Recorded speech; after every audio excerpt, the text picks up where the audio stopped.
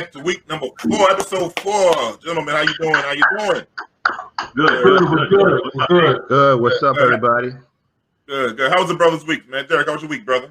Man, I can't complain, brother. Man, just trying to put one foot in front of the other, keep it moving. Life is good. Kids are good. I don't know about y'all. I got a whole house full of kids right now for Halloween. You know what I mean? So you might hear, kids running around in the background. We try to keep it to a minimum, but just enjoying family, man. Everything's been good, man. How y'all fellas doing? Good. We got a live show, so we live, so Yeah, we got to deal with that, right? You got to get that. Yeah. I'm father. Yeah. Brother Kelvin, how was your week, Kelvin? I'll tell you one thing. It was cold and it was rainy. I mean, New York, it's we just skipped right over the fall. It's brick outside. I mean, it's terrible. Had frost on the car this morning, but I'm thankful. Yeah. Everything. You know what? If we're healthy, I'm good with it, so I can roll with it. But the week was good. Uneventful though, but it was cool. Rod, how about you, brother? Good. I had a great week. I had a birthday this week, so that was great. Right, happy birthday, Rod. Yeah, thank you. Got to see another year. God bless me with another year. But nah, nothing else other than that I could talk about this week. You know what I'm saying? Just did my regular stuff. You know what I'm saying? Took care of some stuff. Got things done. Cool. That's what. Yeah. Uneventful week. It was kind of cool this week. I can't really complain. Like you said, Kelvin's right. It got cold, super cold, like ASAP, real quick. Yeah. It seemed like it rained all October too. It's like every day it rained. Yeah. But like we always say, you don't have to shovel rain. So nah. Get to me in January, man, when I can't take it no more, man. February. Yo, I gotta ask you a question real quick. Like, how many rags do y'all have in your bathroom? Let me see. Carry the one. Just a couple. A couple. I'll go crazy with it. I got a decent rotation though. You got a decent rotation? Yeah. A lot of guys don't have a decent rotation of rags. A lot of guys don't have, they don't. Underwear, all kind of shit like that. A lot of men don't have that. A lot of men got a lot of like track marks in the underwear and stuff like that. Skid marks. That's why I only buy dark underwear. And I buy some stripes and stuff like that. So I don't I want nobody doing that. But that's a struggle, man. but one time, what happened with me though, like when you ever first move in with somebody and whatnot, and they rearrange your stuff. So my lady rearranged my 2 rags. So people don't know about having 2 rags. 2 rags, you have a face rag and you have an ass rag. Yeah. My girl mixed my face rag or my ass rag and then put my ass rag to my face. Oh, man. But you see what I'm saying? You got color coding. But the thing is, you always take the face rag to the ass, but you can't take the ass rag to the face. Nah. That's a violation right there, man. Yeah. Moving my stuff around like that, man. But it worked out for me. I don't got no gray hairs, really. My shit ain't no dye, nothing. I don't want that dye, though, brother. Yeah. Yo, so this week we got election week, but we got this holiday Black people don't remember. I don't know if anybody want to speak on it. Anybody want to talk about this holiday? Do you remember? Anybody remember this holiday is coming Monday? Black Solidarity Day, man.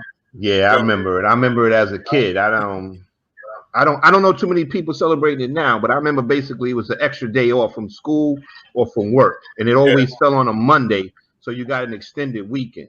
You know what I'm saying? For those viewing at home, you guys all did go to like black schools, I believe. Is that? Yeah, I went to all black public schools. You know what I'm saying? My whole school career. Y'all had it good. I didn't have that, man. I didn't have that. I had predominantly white or mixed, and we didn't celebrate Black Solidarity Day at our school system. So that meant we had to take the day. You know what I mean? Yeah. So that was a automatic absence. We was just like, nah, Black Solidarity Day. We just taking that. Yeah. Well, only person back in my day was my man Milton. He was the only one. He was Milton Milton. He used to skip school, but Milton's on some real pro-black shit. That's my man. But his pops was on some Malcolm X shit way back then, man. Yeah. Can you imagine trying to calling your job to take Black Solidarity Day off today? Can you imagine that? Yo, they're gonna be like, take a personal day. Yeah, no doubt. They can say you can take all the days you want. You don't got no job. right. You can take Black Solidarity Day. You can take Malcolm X birthday. You can take everything you want because you're fired. Yeah. Okay, so listen, go into it a little bit because again, I grew up in in Amityville School District, which was a predominantly black school, and we never had it. So give me a little bit about Black Solidarity Day. So basically, it's a day of recognizing that your blackness. To me, that's what I'm gonna put in a nutshell. Like they say, put it where the goats can get it. It's a day you recognize your blackness. They you supposed to support blind black business. They supposed to spin black. Also learn about your culture and stuff like that. So that's what it was. It seemed like it faded out right after the crack era. Yeah. Right. Nah, I think a little before that, it faded out. Yeah, it might have faded out before that. Yeah. Once people started calling in for the day off, I think they kind of shut it down when they started realizing their jobs was on stake.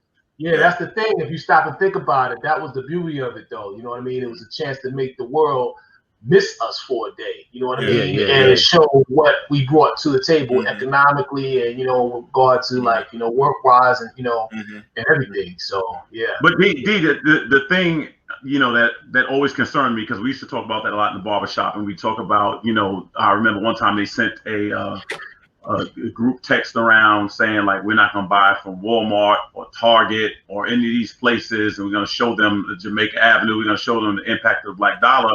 And what we would do is hold the money, and then we would go back and double up like a week or so later, and it was like, and defeat the whole purpose. So and I mean, realistically, I don't know that we have another card to play, because we don't manufacture anything. We don't run or control an industry, and that's harder. It's harder to do. We all try to buy black and support black, but then it's like they know they can wait us out. Right. They put the right sale up. It's game over. Yeah. We're right back in there. We're right back in there. And we're the most forgiving people, because I realize when we want to do something, I don't care what happens, we will actually go through with it, and we'll go back and we'll return. People get us back all the time. They'll bring us back as customers. You walk out of a place and you're like, I'm done with this place, and them chicken wings go on sale or something like that. Or the new song come out. Yeah. Right. Exactly. And then we're back to square one. Because we really the new Jordans drop. You drop the new Jordans. Yeah, and drop the new Jordans. Exactly. Or drop the same old Jordans again. Right. And so it's like we can't ever hold anybody's feet to the fire, because they know, if you shut down Walmart or Target, what does that leave us with in a lot of cases? You know what I mean? And so that's the tough part about it. But as far as the solidarity is concerned, although I didn't have a day for it, my parents always made sure that we knew who we were. My father used to say, if you forget you're black, you be the only one. He was very, very conscious of that, to let you know, I don't care where you are, you still gonna be black, and you still gonna have to deal with the things that affect you because you are black. So, I'm glad you guys had that, and maybe it's something we should restart or try to get, implemented again. Or just you ain't gotta implement it, just do it. You know what I mean? Yes. They're trying to do it like what a lot of corporations, the organization I work for now, they're doing the whole thing with Juneteenth. So you've seen the governor jumped in there, New York governor jumped in, the mayor's talking about it. So they're trying to do they're trying to bring it back up, and the thing is trying to be more conscious of it. If you realize, it got to be economics, it got to be some kind of education with it when it comes to the economics part of it, and really, and like you said, Kelvin, the best thing is we don't have no industry. So we say all this stuff like before, like hold back the vote, blah blah blah blah blah with the money. But we don't have no airports. We have no grocery stores. You know what I'm saying? We don't have a lot of stuff before we could say that it's an idea, and I think we could start working on it, but I don't know where we see it in the next 10 years, how it will be. You know what I'm saying? So it's kind of funny, but they are starting to go back to, they are trying to get some kind of holiday. I don't know if they ever get on the federal level. Definitely not. Well, this is what I think we need to do. We need to come up with one product that we actually own and operate, and I think I have the idea. Those rags that you have in your bathroom, D, make sure that you don't ever have that incident again. We're gonna come up with a specific rag to help you distinguish, Make it red, black, and green one, and then a white only one. That's crazy. But the way I see it too is okay, we gotta buy necessities, right? You got to get your food, you got to get your toilet paper, you got to get your paper towels. But the thing is, what we got to hold back on is basically investing in non-necessities, things that we don't need, shiny things we don't need. You know what I'm saying? And some companies that basically seek to the community as a consumer, right, Like, you know, there's a lot of corporate relate. Let's take Gucci for instance. I mean, black people spend a lot of money in Gucci's. Stop buying it. Get Gucci to contribute to our community and invest in our community. Give some of it back. But the bottom line is you got to show your buying power at some point by not buying from them, so they can come crawling back to us. And we got to stop. We got to stop our entertainers from promoting their stuff. Correct. Correct. You know, free of charge, and you know, because a lot of people didn't know about this stuff until some people. You know, because those are really old products back in the day, Gucci and all Louis Vuitton. That stuff been around for a long time. And then when the industries get a hold of it and people start putting it in their songs or their verses, does it? I want to say this I want to say this really quickly. This happened to me, and I just want to know how you fellas would have handled this. Anybody from New York knows that the Long Island Railroad will take you from Penn Station, and usually if you're coming heading east, it goes to Jamaica Avenue, which is a hub, or Sutton Boulevard. And so one day I'm sitting there coming back. And there's a white guy sitting in front of me, and his 2 adult children are standing up, okay, and they don't have a seat. Now, for those that don't know, a lot of black people get off the train at Sutton Boulevard. So his daughter and son can't get a seat, and I hear him say to them, "Don't worry, he's getting off in Jamaica." Okay, and so. He doesn't say it to me, he says it to them, but he's saying it about me. It would make it so bad, I was getting off in Jamaica. That's what made it so bad. so I was wondering, because I told my boys about it. He's like, yo, you should have stayed on the train. And when I used to live on Long Island, I would have stayed on the train, but it bothered me. I didn't know how I should have handled that. Now, I could have made some snide remark, which is usually my natural inclination, but it was a bad look. It was bad. Have you been in that situation, or what would you have done in that situation? Oh man, the truth is the truth, man. I don't think we need to worry about where we come from, man, where we live and all of that, man. He's trying to make you feel bad about your Nah, man. Where you at is where you at. You know what I mean? Well, it wasn't to me. It didn't. Let me say this, which some people may not know. My understanding is the most homeowners in New York City live in Queens. Exactly. The most black homeowners live in Queens. So it's no indictment against going to the Sutton Boulevard or whatever. The fact that he was able to say that, or the fact that he did say it with me sitting right there, I got to admit it was disturbing. I kind of felt like, you know, he served and I should have put it back over the net. Can I ask you a question? Yeah, go ahead. Let me explain something. Just because he saw it, are you upset because he said something or because he knew something? Because I've written the Long Island Railroad a lot too, and I'm not gonna lie. If I sit and profile somebody, I could probably figure out where they're getting on too. You know what I mean? So I've done it before, you know, and you just kind of hang around like, oh yeah. But for people who don't know, you transfer. You could transfer to another train at Jamaica. Could have. You know what I'm saying? So. But to prove a point. You know what I mean? Prove a point. I was going to stay on that train and just have to take the L. I was going to stay on that train for my people. You know what I'm saying? You ain't gonna... I'm sorry. I'm sorry. Nah, that's all right. I tell people all the time too. The home value in Queens sometimes is twice the home value in Long Island too. Exactly. You know, you got people that own homes in Queens that probably worth like $700,000-$800,000. You know what I'm saying? That's my block. I got a raggedy house on the block for me right now listed for $869. Wow. So I believe that. And they're probably going to get it. They're probably going to get it. Easy. I'm happy. I hope they sell that raggedy shit because I'm sitting on some paper. So I'm like, I'm good. Sell that old shit. Yeah, absolutely. And then that guy sitting on that train probably going to a house, not to knock it, but it's probably maybe $450,000, maybe touch a $500,000. Right. Exactly. You know, his house isn't as expensive as a lot of houses out in Queens. Yeah. I mean, I didn't even think that far ahead. I was just saying it's interesting. I was like, how they actually think about it. Like, you know, you just feel like all black people it's almost like from a sociological standpoint, all the gentrification and stuff, like these areas are just mapped out so you can say who's going where. Right. Why you gonna get upset at him? He's pointing out the obvious. Say, this is like New York is very segregated. Let's just call it what it is. Yeah, it is. So hypothetically, if I would have said, how do you know I'm getting off at Jamaica? Because then we in it then, right? No, you embarrass him then. Yeah. Embarrassing. Like, you know, for him being like basically a bigot and racist. So let me ask you a question, since it is kind of chilly. Kelvin, you brought that cold up right now, right? I know Rod and Derik, y'all got kids, and you know, Rod, you got a lot of kids. You got a lot of Derik got kids in the background right now. I got kids, man. I got kids all over. So since the cold, Do you let your kids turn up the heat in your house? Hell no. I wish a kid would touch the thermostat in my house. They'll lose their arm. You better have money on that bill. I'm sorry. Nah, you bet exactly. If you ain't paying no rent in here, you better not touch that thermostat. You know what I'm saying? My kids don't even know what thermostat's at. Nah. At one time, I was thinking about putting a lockbox on the thermostat. Oh my God! Right at it. Their mind just don't even see it. It's just. Nah. What's that thing on the wall he keeps talking about that he don't let nobody touch? All right, now you ask the question. You ask questions right now. Let me tell you something. The law says that you're supposed to have heat as of October 1st. Not in my house. We push that shit all the way to November 1st. You better not even. You better put a hoodie on in the house or something. Figure that out, right? No, my man Bob knew my father well. You couldn't touch that damn heat in the house, boy.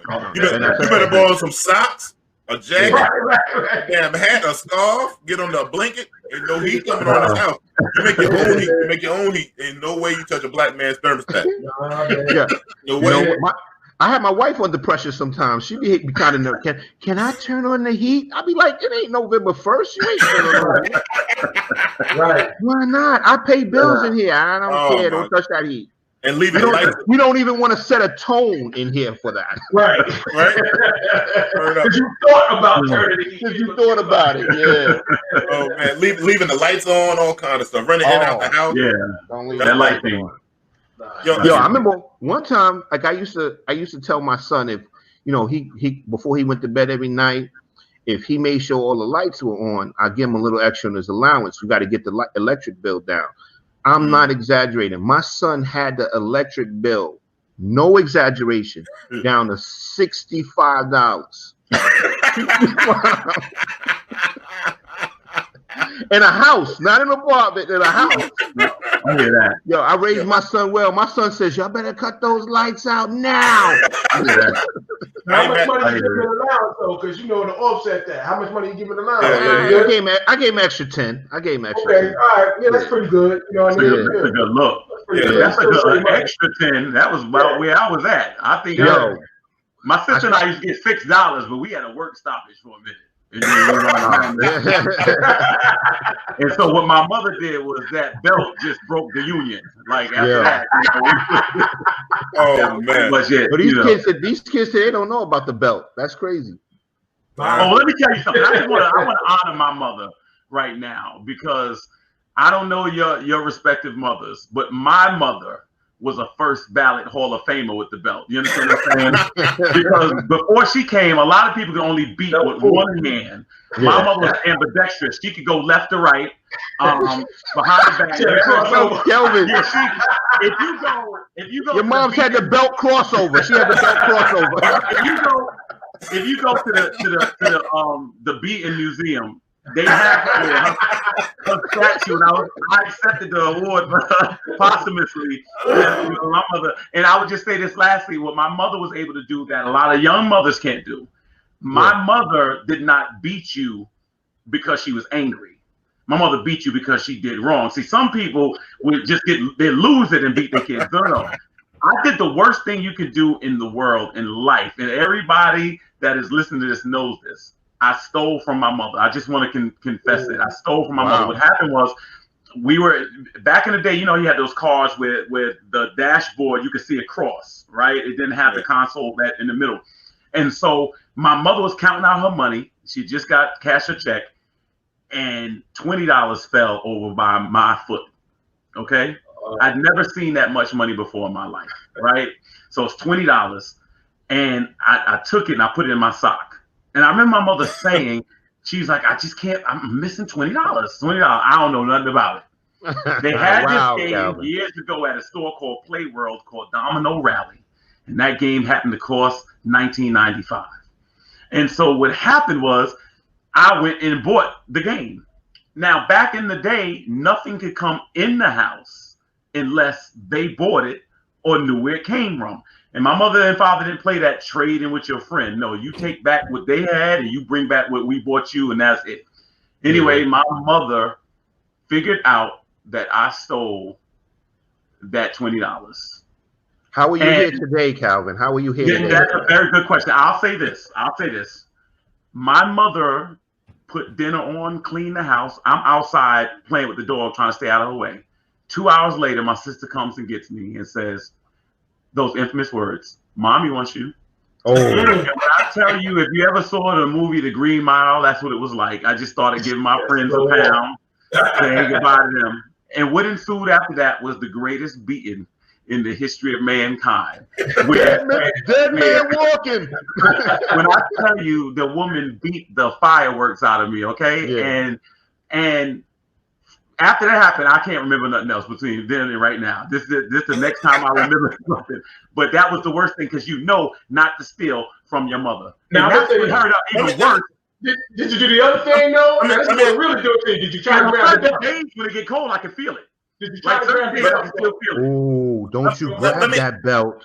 Hello, if you grab the belt, you could die. Let me ask you a question. You could die if you grab the belt. Let me ask you a question. Let me ask you a question. Do black mothers treat their sons different than their daughters? Yes. Yeah. Do black mothers treat their sons different than their daughters? The only way that black mothers don't treat their sons different than their daughters unless they don't have a son. They only got girls. Now, so I'm saying yes. But you know what you have to distinguish with this. The bigger question is, do they treat one better than the other? Because you would treat your son different than your daughter. But correct. Do they treat them better? Is there preferential treatment because it's a male? Because I mean, my father would tell me stuff when I was little, like, when I'm not here, you're the man of the house, or just things like that. And I felt no matter what, I'm going to try to protect my mother and my sister as a little boy. So I was treated different in that regard. But when it came to that belt action, my mother was an equal opportunist. So the question is, did they treat one better than the other? So I don't know. That's a good question, man. I think it depends on the situation. I think it depends on the mother, because I don't know, man. I've seen some situations, man. If the father's not around, you know, it can go either way, man. You know. So I mean, like you have like some mothers, right? I noticed like they'll leave a plate for their son, right, and make sure they eat. They like, oh, you don't trust no women out there eating. I want you eating that street food and stuff like that. But they won't do it for their daughter. And they figure the daughter should be able to cook for themselves. And also, a lot of women, like I always say, a lot of women date their sons and raise their men. Right. They do their sons' laundry and stuff like that. Yeah, that's what I'm talking about. The thing is, what I notice sometimes is that mom will do too much for the son to basically not make him independent. You know what I mean? Right. Where basically they raise their daughters to be a lot more independent. Oh, don't put up with this, don't put up with that. But the bottom line is, when it comes to the son, they cater a lot more to the son. Like you said, they're doing laundry, doing things for him. You know what I mean? Like even like something simple, like is when he gets to age where he's going out and trying to find a job, going out, filling out his application form and stuff like that. Nah, you got to basically let him go out and learn to be independent and do his thing. You know what I mean? You know because, what? Like, go ahead. You know what? I think that's a lot. That might happen with single mothers more. No, you know I'm not. What you think? Because I'm honestly, because I definitely see where you're going with it, right? And everything. But I'm just wondering, because it's kind of like I see women. It's almost like they catering to the son, maybe because the father isn't there or something like that, and they try to give him a little extra. You know, maybe I'm just trying to understand like the motivation or whatever. I think the motivation is the different type of fear. I think they fear that the girl's going to get pregnant. They think that the boy is going to get killed. And I think those are the differences. So I think what sometimes they will do is have a boy try to do something, make the place where he won't get into trouble. They want the boy to stay home and hang out with his friends or come over or whatever. I think girls are usually given a lot more responsibility. And so the question is, what is the biggest fear that you have for your respective son or daughter? But that's amazing to me, man, because that's crippling to a young man. Because very much so. We have to. It's your place as a young man. Like, you know, you have to go out and be independent. You're a young man. You gotta do that. You gotta go out and figure a way. You gotta bump your head, skin your head up, man, and make mistakes. We know we learn from our mistakes, but that means we're gonna make a bunch of them. So you can't like take them away from them. I tell my boys all the time. I said, listen, I got 3 boys. I don't have no girls. I said, listen, I don't care that you make the mistake. What I care about is that you don't clean up the mess. You know what I mean? So whatever it is that you do, make sure that it's not so bad that you have too much to clean up later. You know what I mean? And if you do clean, whatever you mess up, you got to clean it up. You know what I mean? Yeah. In life and whatever. You know what I mean? But I think a lot of mothers probably try to keep the son from making that mistake in the first place, try to keep the pain from him maybe, you know what I mean? And just kind of cripple him in some ways. But the problem is, Derik, the problem is that there's certain stages to this. Like, for instance, I get nervous. I used to work with a lot of youth and young adults. I get nervous for boys around 15 to about 18, because now when you're about to start driving, you're starting to go out, you're starting to get hair on your face, you're starting to be independent. And being out in the street, you know what's out there, and you know what's out there for young men. So it's a lot tougher with the boys. Yeah. And so I'm saying it's not right, but I think that may have something to do with it. At the same time, years ago, I've seen women send their sons in the street because they needed him to hustle to try to help with the family too, and so that becomes a problem also. You know, it depends. But you were referencing the thing I think about. Jada Pinkett came out this week, and I think her daughter was saying that she felt that her mother treated her differently than her brother. And if you look at them, you can probably see the results of that. You know what I mean? And so the boy seems very, very spoiled and seems, you know. I mean, well, they're privileged kids, so they're probably all spoiled. You know what I mean? And I want to touch on something that Derik said, you know, about the single mothers. Like, when I used to work in the schools, you know, I used to talk to a lot of single mothers that had sons. And I noticed that, you know, like, their son could be doing terrible in school, you know, maybe only have like 2 credits, been in the school 4 years. It's just crazy. But the guy is just draped in all this expensive clothes, expensive sneakers, $300-$400 jeans or whatever. And then when the dean and we sit down and talk to him, like, why are you buying him all this stuff? And he's not, because sometimes I think, like he said, when like the mother being a single mother and the father's not around, like, I think she harbors guilt because the father's not around. So she shows her affection by buying him stuff, but not realizing that's destroying them. It's just ruining them. You know what I mean? Yep, and that's the mess up, because the thing is, parents always say to me in schools, I worked in schools, almost 20-something years. Well, I've been working my job 21 years, so 18 years or so, 20 years or so. And it seemed like parents are always trying to give their kids stuff they don't have, and stuff instead of not giving them stuff they didn't never learn.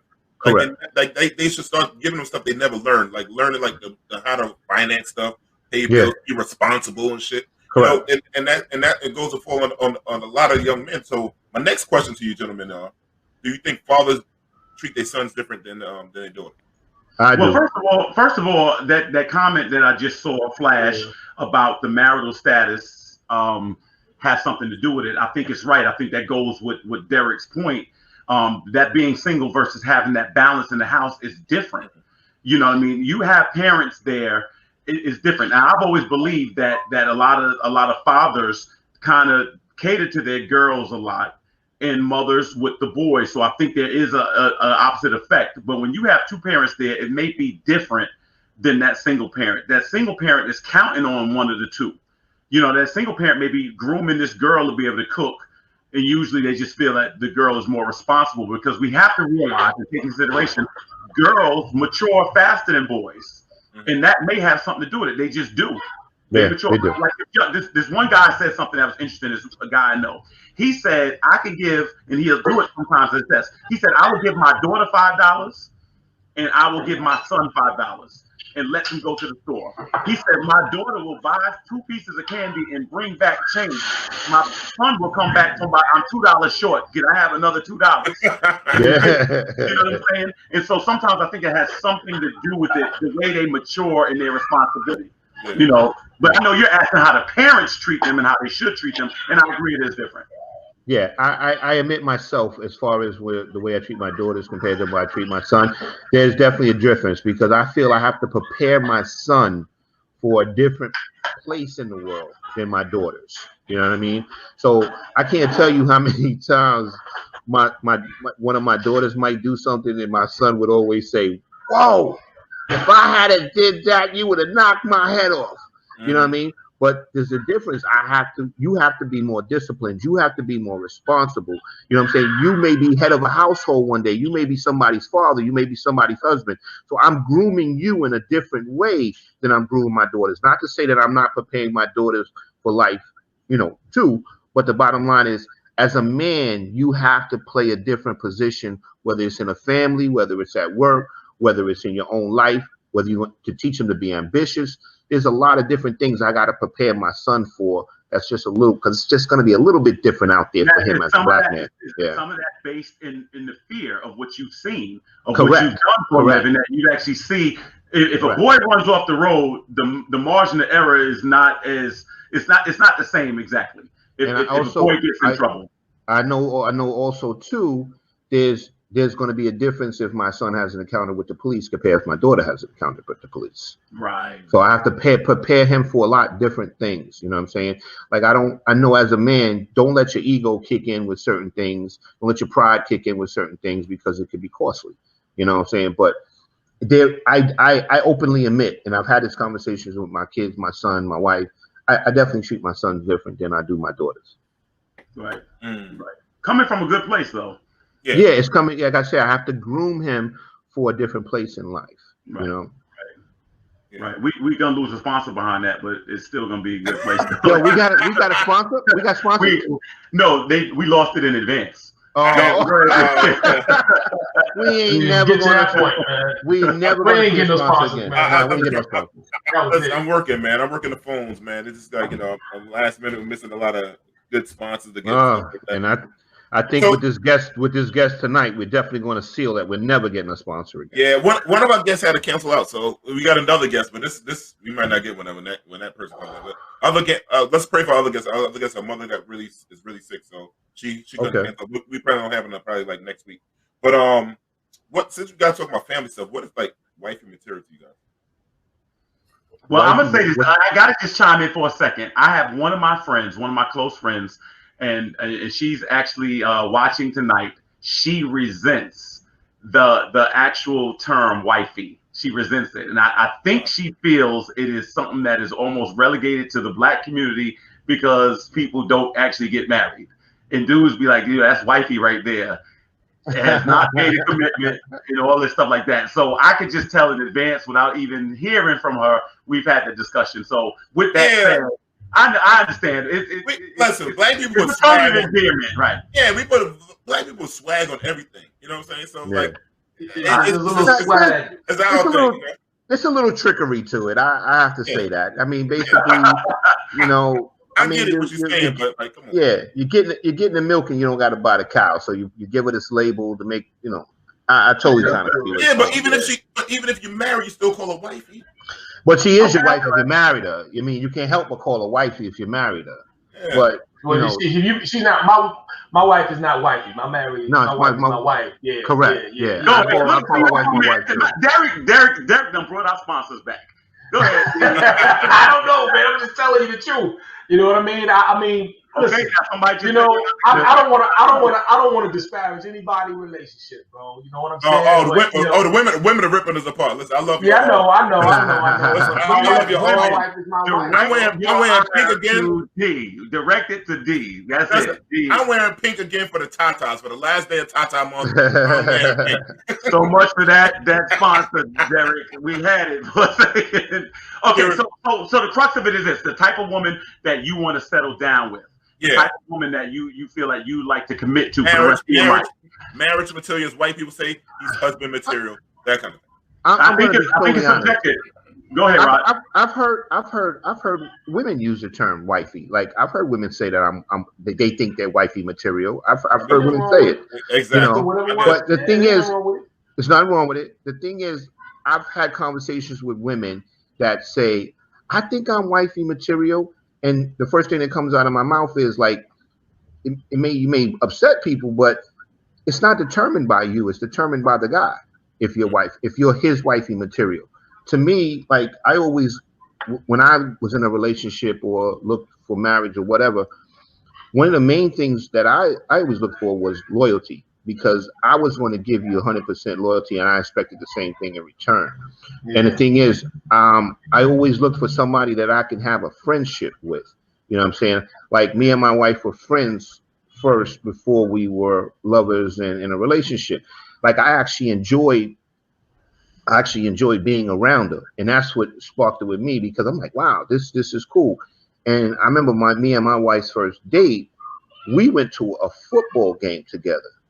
And that was like a big turn on for me, because we went to see the Giants beat the Falcons in the playoffs, and they won the Super Bowl that year, and we went to the Super Bowl.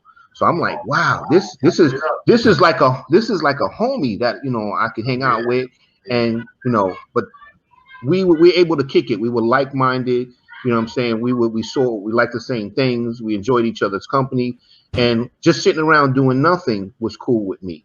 To me, I think that's big. Like, you got to be able to be comfortable with each other, spending time, even when you ain't even doing nothing.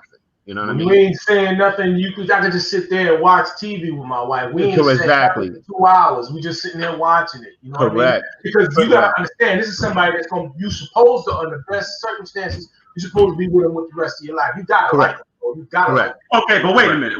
You two are married, and you're drawing from some experiences within the marriage. Early on, what did you identify in these women? Because Derik, you don't watch TV with somebody else, and Rodney, you probably have watched sports with somebody else. What made these women the quintessential person that you said, I want to be with forever? Well, Rodney just told you. Rodney told you, like, you gotta be. Listen, that's gotta be your friend. You know, if you're friends with somebody, if you got something in common with them. Like, you know, when he and his wife went out to go see football, that let him know that she can get with the things that I can get with, the things that I like. You know what I mean? We have things in common. We have things in common. So just like when you hanging out with a friend, you know what I mean? You hang with a friend because, you know, you do things that you both like, you know, or both might like. So that's a very important thing. I think that's bare minimum, to be honest with you. You're talking about, you know, being together for the rest of your life, man. Come on. You know? I don't see how a relationship or a marriage can hold together if you don't have things in common and you don't like each other, enjoy being around each other. Now, don't get me wrong. When my wife told me she liked football, I thought she was lying. I thought she was basically you had to go find out. Correct. I thought she was basically saying, she says, no, I love football. I'm a Giants fan. And I'm like, yeah, right. She's just saying this because she want to hang out with me. You know what I mean? But when we went to the game and she knew what was going on, I was impressed. So that was something. Okay, let me ask you guys this. All right, so because this is big for me. All right, this is big for me. What was it like the first time you saw her angry at you? Oh, because that's a big thing to me. Because I think people need to know how they fight. Because there's sometimes some people can go top end, and you're like, okay, I just can't. I can't handle being rained on. That's a very important thing when you are married, learning how to fight fair. Yeah, right. That's an important thing, man. You know, you can't go from 0 to 100 and offer something nonsense. Like, I can't talk to you. You know what I mean? You upset with me, and we can't even talk because now you already took it somewhere that didn't need to go. You know what I mean? So, like, that's a real important thing. You know what I mean? So, I don't know, man. I think my wife and I, we at a place, man, where we don't take ourselves so seriously. You know what I mean?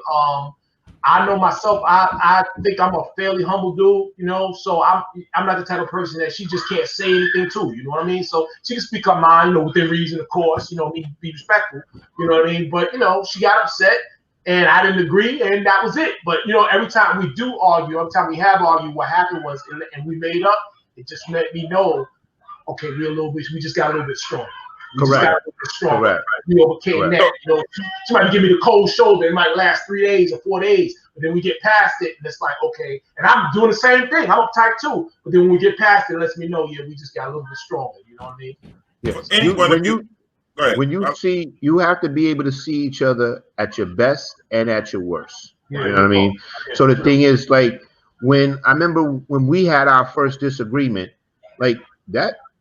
Excuse my French, that shit was ugly. You know what I mean? Like, and this was way before we were married. You know what I mean? But what happened, what we were going through is that me and her were like battling for power. You know what I mean? And that's what I kind of did as it. You're battling for power. You're battling for your position. You're trying to be right. You know what I mean? And the thing is, you can't allow your ego to be bigger than this relationship. You know what I'm saying? So the thing is, like when everything calms down, like me and my wife used to talk about things after the battle was over. You know what I mean? And I would learn things about her and she would learn things about me. So the thing is, you have to learn your mates' do's and don'ts. You know what I mean? But at the same time, you gotta respect each other. Yeah, you know what I said, Rodney? I often use the phrase, man, you can be right or you can be happy, right? Correct. Very few times in your life you get to be both. You know what I mean? And we're not saying cower down. Right, you know that's not what we're saying. That's not what we're saying. No, we're not but saying learn that. how to just let it come Compromise. Yeah, there's a compromise. There's one thing that's very important to me. There's certain lines you can't cross. And I always think guys make that mistake. Like I know I met a couple, and this was hilarious. This woman came up with a terrible idea, okay? Her idea was the dude she was with, she thought that he started developing a drinking problem. So she was like, for whatever reason, she decided to have an intervention with him, with her family, at her brother's wedding. Okay? Wow. And it was. And let me just say this was a white couple, and I'm just saying that just for context. And so obviously it was an epic fail. Dude came back like, you think I'm an alcoholic? You think I'm a alcoholic? Well, your brother's a cokehead, okay? And he's going in, right? And this is where you can't go. This is where you can't go. She was like, I only did it because I love you. My man said, I don't love you. I haven't loved you since March. You can't do that. You cannot tell a woman you can't. My man had it on the counter. You cannot do that. You cannot do that. No, you can't do that. I'm gonna tell you this. Like in your marriage, there's certain things that have to stay private. You know what I mean? The thing is, when you start allowing outside family and outside friends to get involved in your marriage is destined for failure. Destined for failure. You don't need outside people talking in your ear about your wife or talking about your husband or whatever. The thing is, whatever issues you have to be able to work them out amongst each other. You don't let people into that circle because I'm telling you, they're going to contaminate it. Definitely going to contaminate it. So for what anybody that's wife material got to understand, I fart a lot, so they got to understand sitting on the couch and let me pass gas after I have like a. This is eggnog season. You laughing, but that's part of the agreement, bro. If you can't fart, wait a minute. How long do you wait before you can do that? You can't introduce that in the first couple of dates. So when do you introduce that? I'm gonna say something crazy. I'm gonna say something crazy right now. You know when your marriage is really signed, sealed, and delivered? when you can shit with the door open and have a conversation with your wife. I'm telling you right now. My marriage is never gonna be signed, sealed, delivered. You know why? No, I'm telling you. I don't want to smell mine. I don't even want to smell hers. So I know I want to smell hers because I want to smell mine. I'm gonna tell you, the time to figure that out is really before you even get married, bro. You should have done it. That's when your relationship signs sealed, delivered. You need to go vegan or drink some more water. She'll be standing there. She might be holding her nose, but she's gonna have that conversation with you. She's still gonna hang in there. That's a keeper. That's a keeper. Yo, another thing. Here's what trick women do when they go away with you for the first time. When they try to be all cute. You know they always go down to the lobby bathroom to take a dump. Nah. A lot of chicks do that shit. Nah, man. A lot of chicks, man. I work with a whole bunch of women. They always doing that kind of shit. I'm gonna tell you this. Like, yo, you don't shit. Like, come on, you're not human. No, this is when you go away with a chick, right, for the first time, right? Mm-hmm. This is how I always used to tell guys how you know that the chick is really digging you, because she's severely overpacked and she's got all these new outfits trying to look good for you. That's when you know. And we only got 24 hours. How you know? You got 30 outfits, exactly. 24 hours. There's gonna be like 9 outfits they're gonna take back that they never wore. Right. Yeah. And they want you to pick out the outfits that they're going to wear that night. You know, I did something very, very romantic. I took a woman to several islands in one day. Yes. You're a nice guy. We did Long Island, Staten Island, Coney Island, and Manhattan Island. So I just want you to know, for the fellas out there, you got to make it work. You know. Wow, you're a big baller, Kelvin. Yeah, you know what it is. Man. That's what my brother is. You know? Yeah, I see you, baby. Real quick, hey, gentlemen, we had some hot topics this week, and one of the hot topics, man, we seen we had the riots. Oh yeah, we had the George Floyd, we had Breonna Taylor. We just had this young brother just got killed by the police in Philadelphia, Pennsylvania this weekend. And Rod, I'm gonna ask you this first time. What are your thoughts on that shooting and how do you feel? Because you are former. If people that just tuned in for the first time, Rodney's former sergeant for NYPD in New York, here in New York City, and you have a world of experience in these kind of events and stuff like that. What's your thoughts on that? I'm going to tell you that Walter Wallace shooting was not in comparison like Eric Gardner, George Floyd, Jacob Blake. Mm-hmm. This is a different circumstances. I don't know if people notice it. It's not being covered in the media as much, and the reason why is because of the circumstances. If you watch that video, it's very unfortunate what happened to Mr. Wallace. The police at some point they were retreating. Mr. Wallace did have a knife, and I think he had a history of some sort of mental illnesses as well. The thing is, a knife is considered a deadly weapon, and the way the police are trained, they are allowed to use deadly physical force when they're being faced with deadly physical force. So the only thing that I kind of noticed, and like I said, try to understand, because it's difficult being in that situation because you got to make a decision in like seconds. The only thing I noticed was excessive is he was shot too many times. But the thing is, to shoot him under the eyes of the police department, that's justification. His family was there. They couldn't calm him down, whatever. Like I said, I don't see Jacob Blake's situation, Eric Gardner's situation, and George Floyd's situation as the same, because I think that those guys were killed. They were murdered. Well, Mr. Blake didn't die, but he was shot 9 times. It was excessive. Rodney, let me ask you a question. Is it fair? Because I think what we do as civilians a lot of times, and this is obviously what I always find in my mind saying, is it always necessary to use deadly force? And I know we always like, you could have shot the person in the leg, something like that. When you're in the moment, though, is that really unrealistic to ask someone to in those type of situations to just take that moment to say, I'm going to just decide to use hold back, restraint, have restraint from deadly force, something like that in the moment? Does the moment change it with all the training and everything? Is that unfair for us to ask that question? The thing is, the police department does not train officers to shoot people in the leg. They do not train them to shoot them in the arm. They do not train them to shoot. They train them to shoot center mass, because basically, go ahead. No, because people don't understand. People that like me and Rob, we like to go shooting. We average shooters. It's so hard to shoot someone in your arm or leg because those things move. Because you're correct, they move, and if you miss, you can hit an innocent bystander. Now we got another problem. So the thing is, they train officers to shoot center mass because all your vital organs is in your chest. So the bottom line is, if I shoot you center mass, most likely I'm going to stop the threat. You know what I mean? Because everything is in the center of your body. That's vital. You know what I mean? That's a big misconception that people think. They think that officers are like marksmen, and that's not true. That's not true at all. I think in NYPD, I think when I was on the job, we went to the range twice a year to practice shooting. Twice a year. You're right. That's not enough. Yeah, I go to the range I go to the shooting range more than most cops. And then when you go there, and you're comparing and shooting, like, damn, bro, you probably shoot better than most cops. I do. Yeah.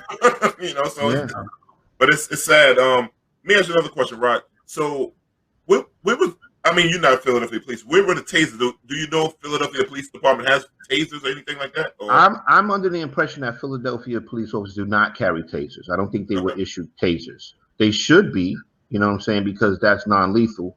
You know what I mean? When you're not equipped with a taser, you have to go from basically 0 to 100 by using your gun right away. That's your next step. There's no non-lethal thing unless they have mace or something. But the thing is, you can't meet mace with a deadly weapon. You know what I mean? You're taking a chance, because by the time that mace kicks in, that person could have covered a lot of ground and gotten closer to you to stab you. Gotcha. So that's what it's good that people get educated and understand how it's gonna go. And people don't understand justified what the police department says is shooting. I think, and I don't think any of these things gonna happen to these officers when they shoot. I kind of feel that it's going to go as a justified shooting. I really do, because what they're going to do is, like I said, you watch the video, like the cops were running. They would, at some point, they were retreating until they got to the middle of the street, and he still came towards them. And then they fired. Like I said, I thought too many shots were probably fired, but I don't think those officers are going to get in trouble. I really don't. I don't think they're the same thing. And like Kelvin said, it's hard being black because you call the 911 and this can happen. The mother called 911, what happened? She lost her son. Now she has to live with that. Yeah, she has to live with that for the rest of her life. Well, let me ask you this question. Rodney, have you ever seen a situation where, and I know it's tough because you are law enforcement, even retired. I know I would assume if you are, you once a cop, always a cop, I would assume. No, I don't think that. I don't think that way. Okay. I mean, all right. So with that said, being more of a civilian now, have you ever looked at a situation and said, in your mind, I wouldn't ask you to identify the situation, but have you ever looked at one of these situations, that one of these national shootings, unarmed, have you ever said, if that guy was white, he would be alive today? Absolutely. I've said that. Me and D have said this hundreds of times. I mean, it's all over social media. You can see where this. I seen a video on social media where the guy beat up two cops, a male and a female, took their baton, beat them with it, and then stole the RMP, and nobody fired one shot. Where they were justified in shooting, and he didn't shoot. The thing is this: the cops do react differently in the black community than they do the white. That's a fact. I'm never going to deny that. Right. Wow. And the sad thing, the mother did call for the ambulance and said her son had mental illness. But I don't know if they have a team on the police department in Philadelphia for under mental illness. I don't even know if they have it in any other state. I know they do in Europe. They have a whole mental illness unit to come out and make sure that and assess the situation and stuff like that. In New York City, basically, depending on the circumstances, in that circumstances, there's no time. This is a guy with a knife, and he's out of control. His family can't control him or whatever. If he was barricaded or he was in a house and refusing to come out, that's a different circumstances, because then they could call ESU and they would basically go in there, subdue him, and then bring him on out. They have things like that. They got like the shield. They had like water cannons back in the days where they could hit them with water. They had things where basically they could basically bum rush you with the shield and just pin you up against the wall and get you on the ground and then cuff you up or whatever. But in that situation, there's no time for that. There's no time for that. Gotcha. So my next thing is Lil Wayne. Oh my God. Now when I say raccoon, R-A-T. Coon. I want people to understand that before people like because our Facebook block. I was in Facebook jail, me, for 7 days for calling somebody a raccoon. So now I just call it a raccoon. So they can't block me for that. There's no such animal. So Lil Wayne, Lil Wayne recently this week went up to hang out with his devil god Donald Trump and take a picture and talk about his taxes. And the funny thing with Lil Wayne is, when Baby was ripping him off, he was quiet as a church mouse. So what do you guys think about these celebrities and going up with Donald Trump this last week? We had 50 Cent going up there and all that kind of stuff like that. What do you think? 50 Cent went up to see Donald Trump? Well, he said about his sorry, I'll take that back. About his taxes, he voted for Trump for his taxes. Now he took back his statement. Now he's saying like fuck Donald Trump and all this stuff. I guess he was feeling that nobody's gonna start watching Power and all the other stuff. He feel like it's going to start losing. Okay. 50 figured that out quick. Yeah, very I don't quick. think no Trump supporters are watching Power. Yeah, very and he ain't making no real money, no music no more. So he got to figure something out. Let me tell you something. When people retract things, I always say they do it for two reasons. They do it because, number one, you really meant it. You thought about it. You say, maybe I was wrong about saying that. Or the other reason is your money's going to be affected. Mm-hmm. So maybe he realized maybe his money was going to be affected as a result. Actually, here's an interview with his ex-girlfriend. What's the girl's name? The white girl that he was just assuming. Oh yeah, I forgot the white girl. Her name Kelsey or something like that. Yeah, Kelsey Handler. Kelsey Handler. There's an interview that said she reached out to him and spoke to him about that situation. And told him that she told him that he's wrong and all this other stuff. I think these are two situations are different for this reason, in my estimation. 50 Cent has become a caricature. That's all he does is things like this. So I don't think anybody really takes him serious anymore either way. As far as Lil Wayne is concerned, I feel bad for any of the young people that really kind of look up to I look at rappers like I look at professional wrestlers. To me, it's all entertainment. And I think, you know, this one gonna hurt this one, or that, you know, have a beef with that one, and then you go behind the curtain and everybody's good. It's about, you know, the money that they make. Nothing about Lil Wayne suggests to me that I would govern my life by anything that he says. As far as him with this Trump thing, I'm amazed that Trump still has this magnetic pull, and he only pulls one direction. He pulls from entertainers. That's it. Black entertainers. That's it. Anybody, you know what I mean? For sheerly the optics, whether it's the platinum plan, all that stuff seems to come at a certain time. It comes conveniently and things like that. I just get the impression from a larger scale, I don't feel a lot of these guys feel a responsibility to their community. I think you can get in such a place. I think you get in such a place where you now just feel like, I'll say whatever, it doesn't matter. You don't affect my bottom line. From what I believe, Lil Wayne is not really, you know, putting out music like he did in the past. I think he had his run. And I think after a certain stage and age, they recognize they got their money in other businesses and things like that. So I don't think it was a good look. I now am no longer surprised. I don't care. I'm like you probably can't come up with one. If I see Chuck D take a picture with Donald Trump, then that's it. Then it's over. Right. Other than that, I'm not really surprised by people, because I think the corporate dollar, I think it impairs your judgment, and I think that's what a lot of them buy into. And Lil Wayne, we talking about a person that has seizures from drinking lean. Yeah. Lean. Let me ask you a question. At this stage now, what would you say Lil Wayne's fan base is mostly made of? Would you say it's mostly made of like white teenagers or black community? That's a good question. So now you got to think about that. I think, didn't Lil Wayne make a rock album one time or something? Yeah, like that? You're right. Okay. And he calls himself a rock star. Yeah, correct. Right. So I'm gonna say, like, I mean, I know somebody that went to a Lil Wayne concert before, and they said basically it was packed with teenage white kids. That's all it is. Because he can say that. He can say that. That's his fan base. Yeah, that's his fan base. He wear the skateboard clothes and all that shit. Yeah. So, but let me ask you now. This, I don't know if you saw this. And Kelvin, hold the seat. I mean, clutch of pearls and all that stuff like that. A pastor pisses on a woman. Oh my God! On an airplane, a black woman on an airplane. I guess he think he had holy water coming out his genitalia. So. I don't know about y'all, but the black woman I know, he lucky to be alive right now. You know what? I'll have to say this. Whenever I hear something, you know, like this, especially if it involves ministers or ministry, the mistake I used to make when I was younger was I felt like I was trying to defend the vocation, and I realized you can't do that. It really is a bad optic of anybody urinating on somebody. You know, I was kind of raised by my father used to tell me, don't spit on me and don't slap me, else we got to go to war over that. This is another level. You know, I don't know if it was done intentionally. I'm not sure exactly, you know, how or why this happened, but I do agree with you, D. That's something that I think somebody would just fall short or maybe take your life for if you urinated them on them intentionally. As far as the person being a pastor is concerned, I learned an expression years ago: people are people wherever you go. You know, and there are certain things that are common to all people. I chalk certain things up to just you know, people are human and people are not infallible. They'll be, you know, flawed. But this is a very, very bad look, and especially for the position that he holds.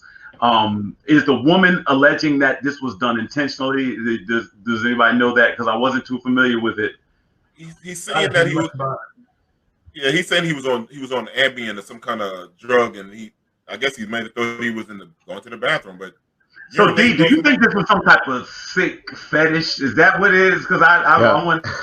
That's what I was going to say. I think it may be some sort of sick fetish that he basically got caught on. I don't know. Maybe, you know, got people that's in the golden showers. I don't know what he was thinking about. And that's going to be on next week's show.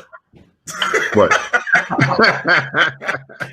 I'm trying. I listen. I know a lot of weird people, but speaking of some wild stuff, listen, man. This is a funny story because you made me think of this, right? Me and Rod got this homeboy because we talk about fetishes and wild stuff like that. We got this homeboy, right? And he wanted to get his he was in DC on this. It was a bike. Was it bikers weekend or something? Right? What was it? Yo, don't pull me into this. Don't pull me into this. Because I think I know what story you're getting ready to tell. Oh, my God. Y'all got stories, man. Y'all got stories. Long time ago, me and B used to hang out night. Long time ago. This way back. You put 3 longs on that. Yeah. Wow. You good. I know about the story. I was there, but I wasn't born. So this is a long time ago. So my man, he always wanted, like, he can't, he tried, we all getting up in age and stuff like that. So he went, this is pre-Viagra. This is like right after Spanish Fly. Remember, you guys remember Spanish Fly? And this is better than that ginseng stuff, right? So it's this stuff called stud. I don't know if you guys know what stud is. So stud is this spray you put on your penis just if you're about to go get some sexual action. So my homeboy, right? Well, he's not Rod's friend. He's just my friend. I don't know what you're talking about. He's just my friend for this story. He's just my friend for this story, right? He sprays this on his genitalia, and he didn't know this girl was ready to get some action with him real quick. So with stud, you're supposed to let it chill out and take its effect, and then you're supposed to just put a condom on and have your sexual act. No, you're supposed to wash it off. Yeah, yes, that's right. Sorry, I left. See, it's a long time ago, so I can't remember. But I still don't know what you're talking about. This before I knew Rod, but somehow he was there, and before I wasn't born yet. So this is a long time ago, right? He doesn't wash the stud off his penis, right? I think he didn't have time. He didn't have time because the girl was ready. She was ready. Yeah. So she wanted to work him up. So she started with fellatio. The girl in the middle of fellatio, the stud gets in her mouth, and her mouth gets numb. So now she's throwing, when you have on your penis. when you have on your penis. She said it tastes disgusting. It tastes disgusting. What's on your penis? Rod got really investigative minds and not have known about this, right? Now I don't know what he's talking about. This is before I met Rod, but he was there. But this is before I met Rod. This is way before I met Rod. But speaking of this is a true story, but Rod was there, and I don't remember it, but somehow I remember it. That's another thing. And it definitely was. I don't want people to think it was me because it wasn't me. But we're trying to still get sponsors. So any sponsors like Cialis, it's a wrap, man. It's a wrap. Wow, back when y'all when you started it. These are all true stories. So listen, with that said, we got our first guest tonight. This guy's a character, and I know we probably won't ever get a sponsor after this guy comes on. It's going to be a wrap, yeah. A wild card. He's going to talk about like this dating scene, this internet dating, how the algorithm of Instagram, how he gets women and stuff like that. And Sam, just bring him in, man. Wait. This guy has no filter and no boundaries. No filter. And whatever comes out of his mouth, this is not from any of us. Let's stop it up. Listen, let me clarify one thing. I figured out the algorithm for Instagram, not for dating, on how to get the reaction from women that want to date. Because I don't go out on dates. You don't go out on dates. But do you do stud? No. I don't even. No. I'm not. Listen, and all right, I'm not the stud guy they're referring to. And God knows a lot about that thing for a guy that wasn't there. Whoa. So, Mr. Chicken Wing, you're a stand-up comic. You work with young people. People get a little background. You was incarcerated back in the day, long time ago. That was a long time ago. Well, long time ago. I'm one of the well-known unknown comedians. Like all the comedians know me, just the public don't. That's the problem. That's good. Right. All your favorite comedians, they know me. Like MC Hammer, everybody knows MC Hammer, but nobody knows the background dancers. Right. You know the background dancers. Yo, wait a minute. I'm going to stop it. I just saw in the comments that people think it's me. It's not me. It's not me with the stud. It's not me. See, so let me get this straight. So D is not old and you not the stud man. No, I'm not. I'm really not. It's not Put me. that out right now, man. Wow. D, save me. It's not. No. Ron is not the stud man, but he knows the stud man, but he doesn't know the stud man. But he's really word to my son. He's not the stud man. And I'm not the stud man. And Chicken Wing's not the stud man. Yeah, but he's studdish. He's studdish. Yeah, I've been D for years. I don't D for years. So Wing, tell the people, like, you know, you just saying about the algorithm, how women start following you and stuff like that, and right. What is that? What do you do? Well, what I've come to realize, right, from posts and things like that and getting the reaction, I kind of figured out what the women like to see, right? Just like men like to see certain things, you know, women, they call it thirst traps, right? Mm-hmm. There's also thirst traps for women. Okay. Right? They want to see girls shake their asses, they want to see titties. Women want to see not the money phone. That's too obvious, that's too corny. You know, they don't want to see that. They want to see consistency of a good time, a kind of level lifestyle. Women look for consistency. They don't want to have a good time for just 1-2 nights. They want to know, can this guy provide a good time all the time, right? So what I find in being consistent in my posts, because I like to have a good time, it gets, you know, what's the word I'm looking for, D? Not it gets. I ain't part of none of it. Not gonna want your DM. If you jumping in now, man, you gotta jump in now. I know. Listen. I did stuff a long time ago. I have no idea what these things get unsolicited DMs. It gets unsolicited DMs from women, right? And from the DMs, I realized that this is women shooting their shot. Because women shoot their shot a different way. Now, as you can see, I'm sure everybody's, I'm not the most handsome gentleman. I'm a little overweight and got a little hand. But that ain't gonna stop you. And I realized, it's from these posts. So in the beginning stages of me being on Instagram, I would test this theory and put up different posts and then see if this reaction is going to be like I anticipated. And sure enough, there's these DMs that come.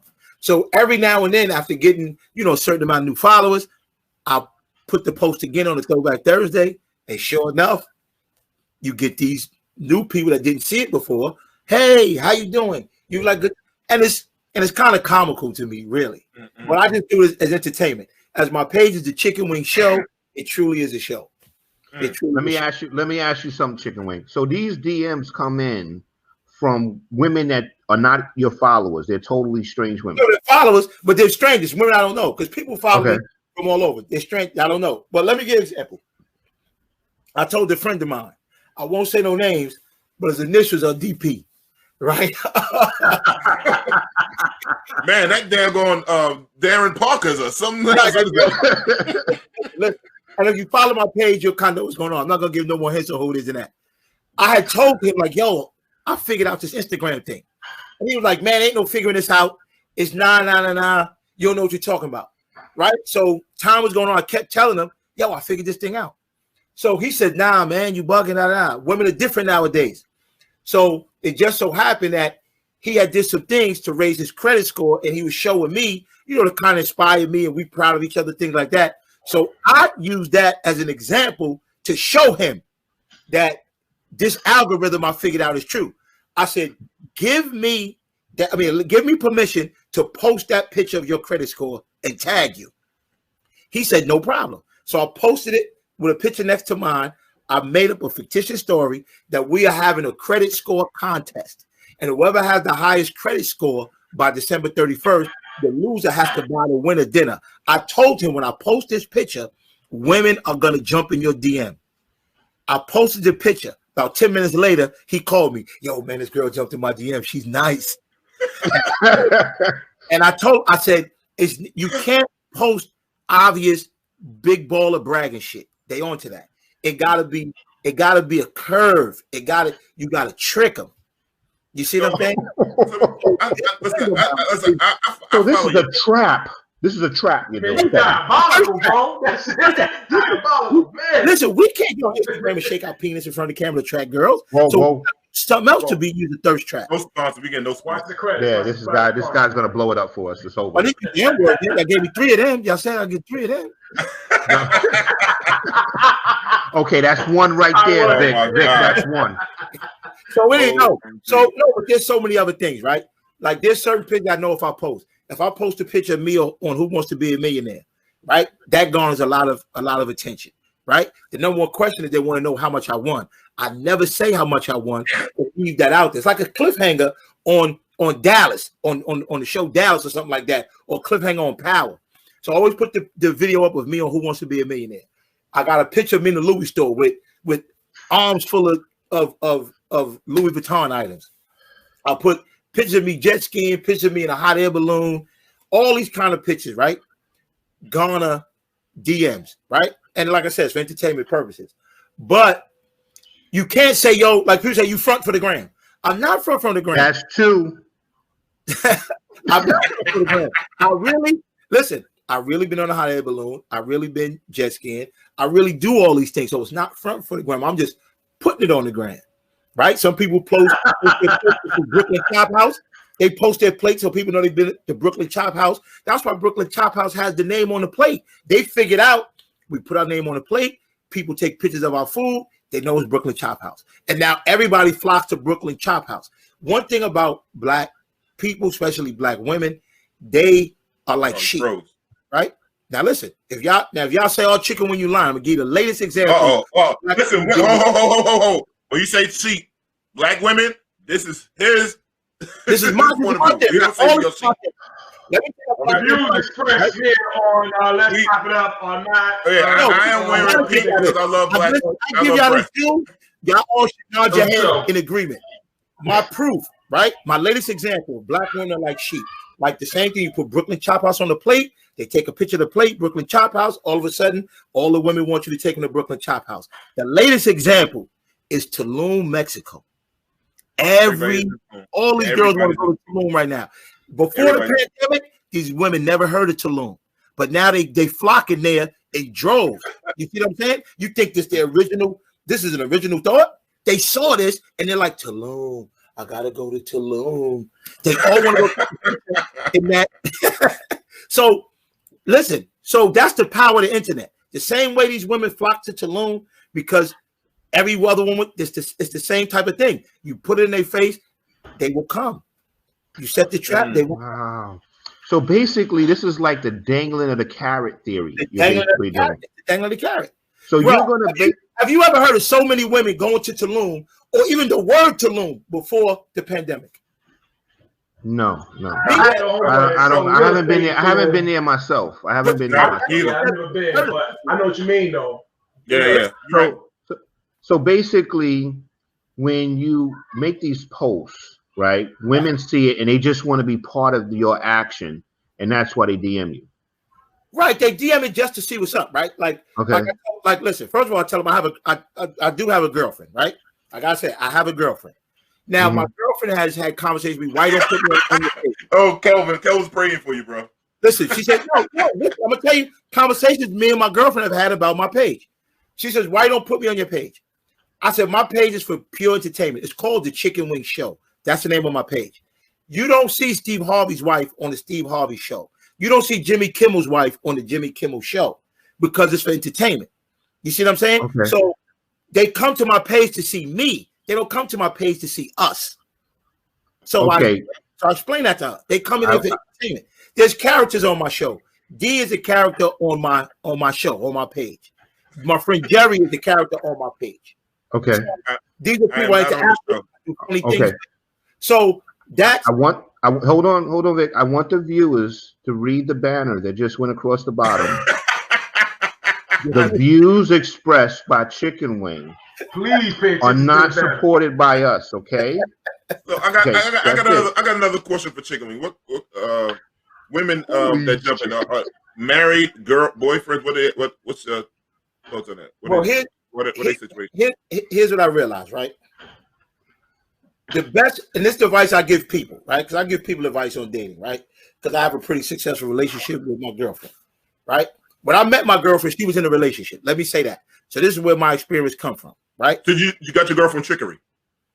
Right? No, she had No, there's somebody asking. They asking, did you get your girlfriend through trickery?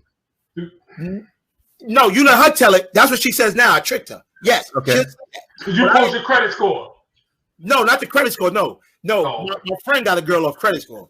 But that's not trickery if it's true. Right. Not trickery if it's true. Right. I'm not fronting on my page, Rob, because it's true. I really been in the submarine. I really been in a hot air balloon. I really done it. I know that. I know you've been to these places. It's just dangling the carrot. It's not trickery. You see what I'm saying? So back to my question with the married. What you was about to say about that? Oh, yeah. Let me say about the married thing, right? My advice to a lot of guys, right? If you're not looking to get married, you just want to have a good date women that have a boyfriend or are married. I know that sounds crazy, especially to the married men, right?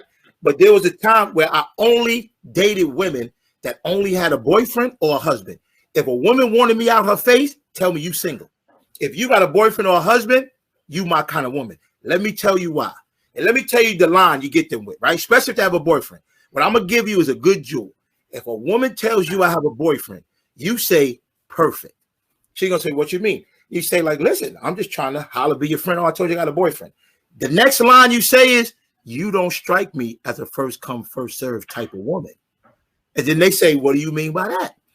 I mean, like, listen, say you meet a man that's the man of your dreams, truly. Not saying me, not saying I'm the man of your dreams, but say you meet a man that's truly everything you wanted in a man. Do you run him off because you met this other nigga first? That's three. That's three. The nigga word.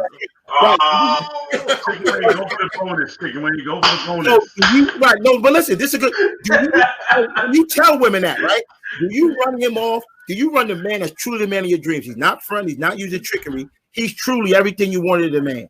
Do you run him off because you met this other guy 4 months ago? Because you met him first? Are you a first come, first serve type of woman? Now, when they go home and get in the house and see this man there playing a PS5, they're going to be like, I'm only with you because you met me first. They're going to seek some more entertainment. They want to seek what's better. And you tell them, listen, I know you want what's best for you, right? You don't seem like the type of woman that's going to settle. If there's something better, I'm sure you're going to seek it. A married woman is different. For the married woman, you say, how long y'all been together? She says 5, 6, 7 years. How long you been together? Like, listen, you need some spontaneity in your life. And they say, what do you mean by that? When y'all are having sex, you know exactly what he's going to do. You know how long he's going to last. He's going to lift my leg up. He's going to do this. 1, 2, 3, and he's finished. Right? When you get with a new guy, you don't know what he's doing. Wait, what are you doing? Wait, oh, I like that. Oh, that's different. So when you tell her, because women know this man does the same thing he's been doing every night, every other night, or 3 times a week for the same 6, 7, 8, 9 years. Right? They call that strange. That's what they call that. Oh my God. Okay, no. Do you realize that? I'm not saying listen, I'm not saying this works on all married women, but the married women that didn't think about, he's right. They know when their husband gonna turn him over. They know when he's finished. They know how long he's gonna last. He's been lasting that long for 5 years. Okay, chicken wing. Not if you use a stud. Not if you use All right, chicken wing. Let me say this. This is what I'm going to try to do. Chicken wing. I'm going to try to salvage the 2 or 3 women still watching us. Okay. Sponsors, bro. I need the sponsors. All right. So let me just say this really quickly, and I'm going to tell you how it relates to you. I'm in class one day in St. John's University, right? We have to do this presentation before a group of people. This one dude comes in, he says, I want to tell everybody how to rob someone's house. The professor said, absolutely no way. There's no way I'm going to let you get up and stand in front of people and tell them how to rob someone's house. I go to him, I say, you know what you do? You tell them how to prevent your house from getting robbed. And she said, I'll allow that. Chicken wing, what I want you to do is tell the women out there how they can avoid men that are trying to use trickery to get them online. I want you to tell the women what they should look out for in that case. Here's what you got to do. Men know there's certain signs men look for, right? Mm-hmm. They know, right? And D knows this from a long time ago. Whoa. A long time ago. Not me. Most women you meet, right? When you meet a woman, hey, how you doing? You get a number. Well, I'm talking about within the first week or so, if she asks you for any type of money, right? That's a sign that you could treat her the way I'm talking about. Any type of money. And mostly it's $40. The going rate now is $40. That's the ask. That's what women ask for most than anything.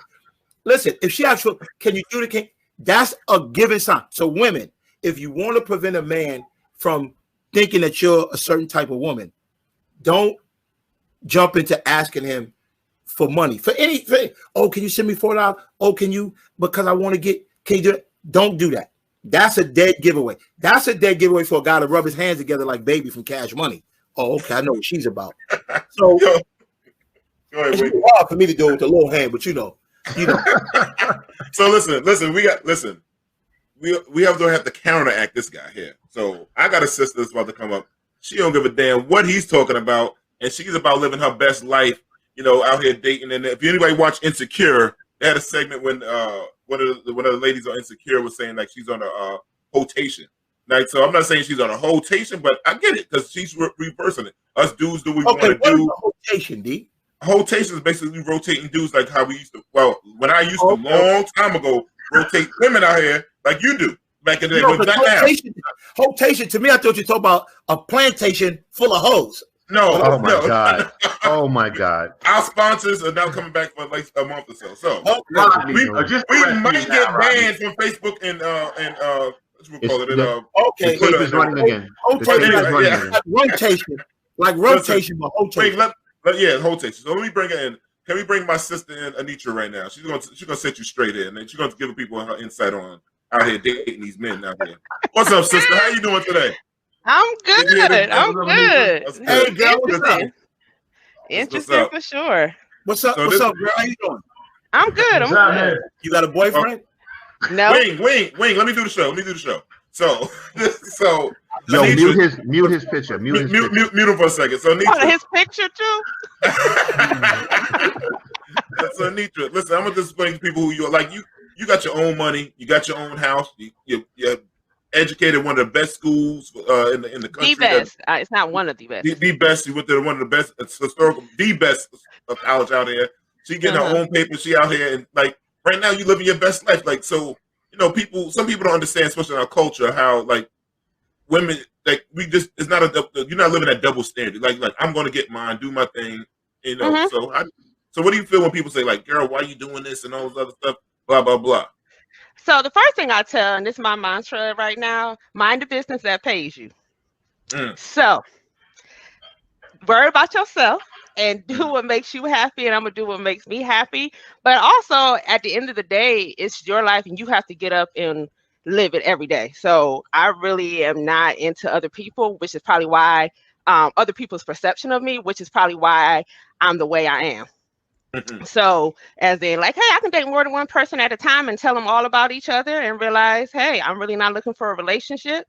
And I'm finding a lot of guys don't believe that when I say that. But I told you specifically. Yeah, what's their reaction? Usually they're like, oh, okay. I had one guy recently. I told him first conversation, like, hey, I'm just out to meet people or whatever. I'm not looking for a relationship. And his response was, well, if you find a guy that's consistent and he does a lot of what you're looking for, then could you be in a relationship with him? I said, not necessarily, because I know too many people who are in relationships with people because they were there. And I'm not trying to be with somebody just because he was there and took up time. Like, hey, we had a great time, but I'm not. And it's like a lot of times people are like, do you know what you're looking for? I know what I don't want, but my philosophy to dating is I'm going to date people until somebody comes along that makes me think maybe I can give up these other people. And I'll know that when that time comes. But until then, best of luck. Have you been in a committed relationship before? How long did it last? What'd you say? How long did it over last? a year. Over a year? Okay. And also, like, I also think too, every relationship and every individual is different. So, like, I even saw, I have to pull it up on my phone, but something to the effect of like dating and marriage on somebody I'm friends with on Facebook, and I was like, the statement is flawed, and it was, hey, I don't see any point in dating someone if you don't see yourself marrying each other in the future. How do you even know that? Like, that doesn't even make sense. Yeah. You dating somebody, you should be trying to get to know them a little bit. That's the whole point of the date. That's the whole point. But there's So you don't know that until you find that out. You don't and if go y'all into jumping dating off every now and then, that's fine. That's part of it. You know what I mean? No, but I think that has to be into context. I think I understand what the person is saying. In other words, there's some people that feel like if there's certain things that I don't like, it's no sense of me going into it if I don't want to arrive at a certain place. And I know you're saying, well, hey, give the person opportunity. There's some women I know that will not date men that are shorter than them. Now, you may say that's superficial or whatever. Right. So if you see a dude and he's 4'9", you automatically know I'm not going out with him because I don't do the 4'9" thing. I'm not gonna be carrying him living on a curb or something like that. But I feel like I understand that. But I feel like there's. Did you go to? But there's levels to that. So dating and a relationship are two separate things. Personally, I probably won't enter into a relationship, especially at this age, if I don't see like a real long-term future with you, because I can get what I need to get without being in a relationship with you. What do you need? What did you need to get? Hey, fellas are easy. Listen, we know what we're talking about. Fellas are easy. At the end of the day, easy when it comes to for that. what I'm looking for from you at this point in time, you have to be in a relationship, I'm gonna be honest, I can't tell you 100% of what that is beyond the standards in my standard, right? But after beyond the standards, I don't know. Like at the end of the day, that's why I said, like, until I meet that person, there'll be something that'll tell me, and I'm very, I feel like I've talked to God enough. I would know, like, oh, this person is different beyond the superficial. But at the end of the day, dating is for collecting data. Dating is to say, I'm trying to decide, okay, well, how you move, different experiences and such. A relationship says, I'm giving intentional one monogamous, exclusive energy to building with this person. And if I don't, other than us having sex, taking trips and doing all this other, okay, can I cuss? You can curse. You can curse. Okay. And doing all you can have it. You took it for the team. Thank you. If all this other shit that we're doing, at the end of the day, there has to be something else beyond, what I've been doing for myself. Like there has to be, and as I tell people, there has to be a value you bring to my life that I feel like, oh my gosh, if you're no longer here, I don't think I would want to live in a world without you. And I think that applies. That point, if there's a rotation going on, over time, you'll figure that out. I don't think because you'll figure that out, because there are plenty of people that I have had, and we've all had friends with people that were super dope and cool, but at some point, regardless of however it happened, y'all grow apart and things change, right? And you gave energy to try to be friends with that person, but life just changes that trajectory. Do you think y'all grow apart, or because you're interested in having a rotation that you're pushing? Correct. You're pushing them apart. The rotation may be chasing them away from a relationship. Them to drift away. Because listen, if me and you meet, right, and we go on a date, and you since you always say vacation, and I take you and we go to Aruba or we go to Tulum, it's not. We go to Tulum, right? When we get back from Tulum, I be like, man, Anitra was a nice woman.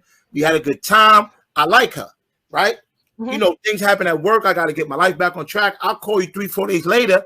You're interested in the next trip, the next rotation. So now I can't get the attention I need from you because you're leading in the next one in the rotation. So I did drift off to someone else, and that's you pushing me away. But it's not about you. I'm not gonna own that. If that's something you feel about me, you need to tell me. And because I led with telling you I was not looking to be in a relationship, you need to know that you're risking a chance to know, hey, you know what? Either I'm gonna tell her how I'm feeling, and I have to recognize she might want to do the same with me, or she may not want to. And at the end of the day, you have to make the decision that's best for you. So I'm not going to take on, because there's other people competing for my attention. There's ways to block the team.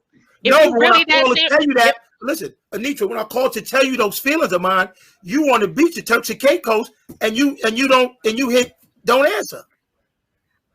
That's it. No, see, that's some fuck girl shit. I don't do that. So I want to be like that. So you're gonna be on vacation with another guy, pick up another phone call from another guy? While you're on vacation with somebody? Let's be clear. We're talking about a phone call. We're not talking about phone calls consistently throughout the vacation. Let's be clear. And so if you're on a vacation with one of your friends, somebody that's in a rotation, and another guy, because he ain't the friend, but yes. And another guy calls you who's in the rotation, you're gonna answer the phone while you're with the guy and talk about have a conversation. Correct. Yeah. First of all, picking up the phone, I don't know that he's about to talk about his feelings.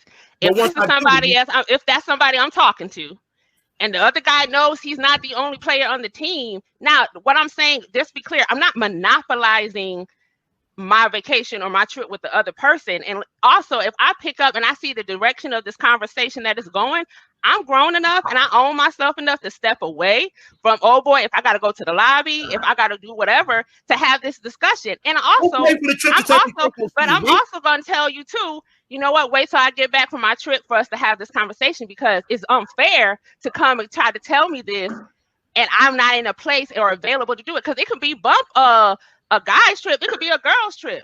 You trying to have a real relational conversation, and I'm on a trip regardless of who it's with, then I got to address that when I get home. Anitra, there's a lot of risk in what you're doing as far as trying to find someone, because who said that was the goal? Who said that was the goal? A huge risk on missing out on true love. So who said that was the goal? But see, that's the thing. I think you got to mix up what she's saying is that what's the goal? Like, she may not be in that place to try to do that. She's living her best life. She might not be looking for love. I didn't say I was looking.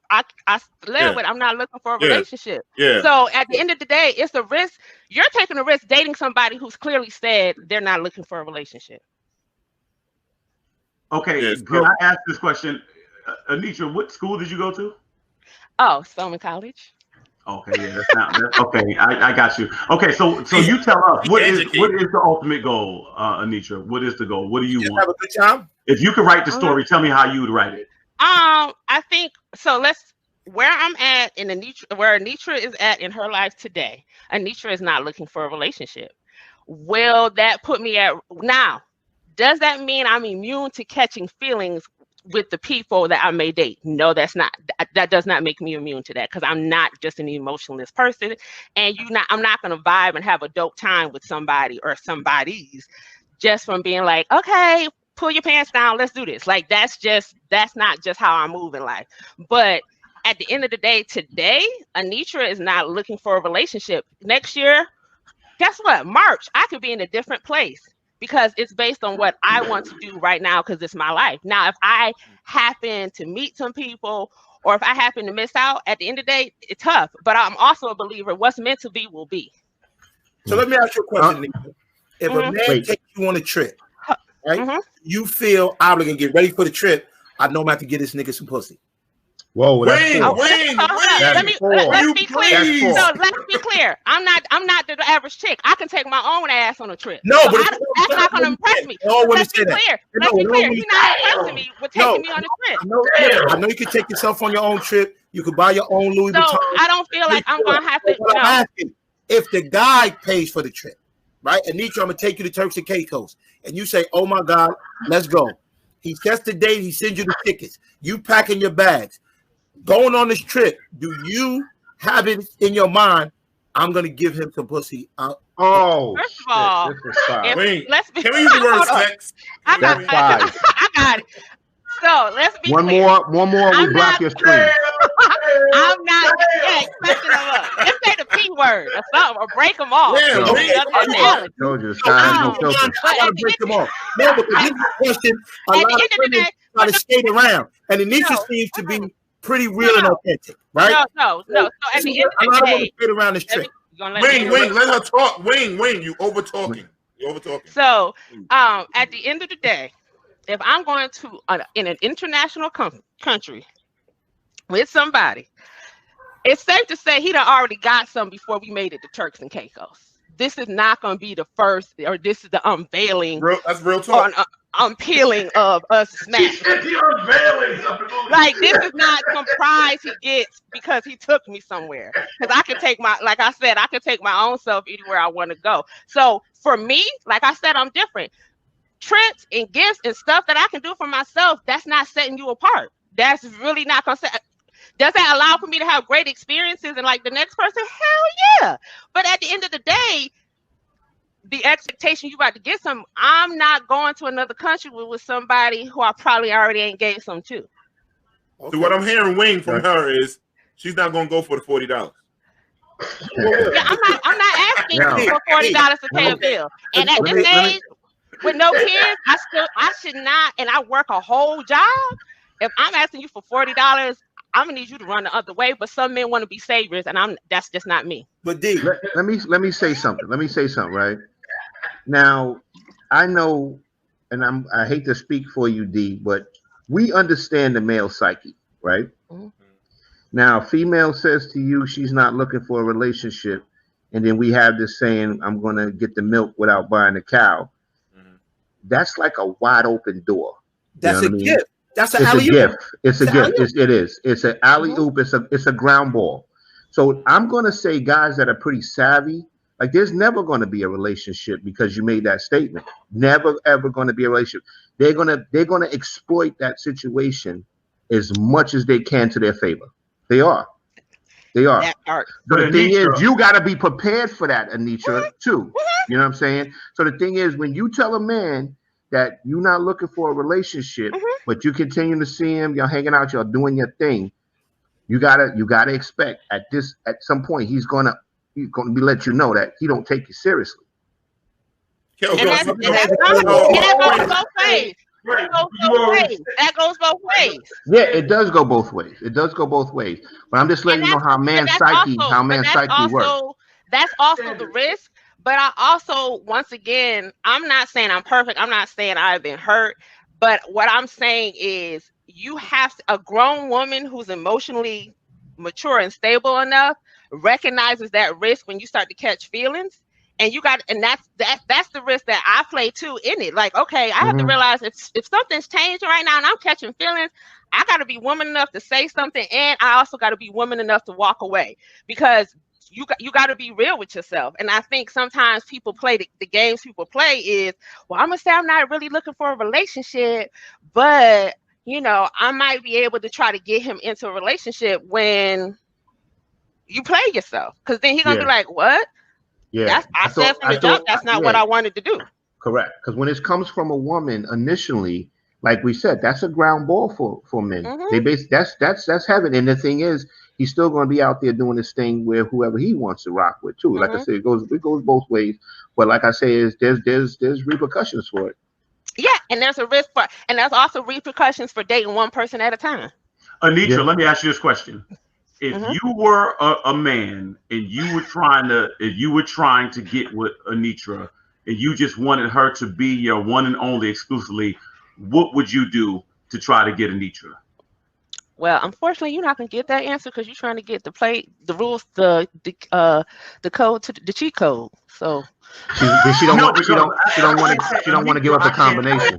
Anitra, I can't tell you how many men that I know that come to me every day. How can I get with Anitra? And I like, look, you just have to pray about it. But they don't want to do that. They want to work to see if they can win Anitra over. And I want to know they need to have a chance, Anitra.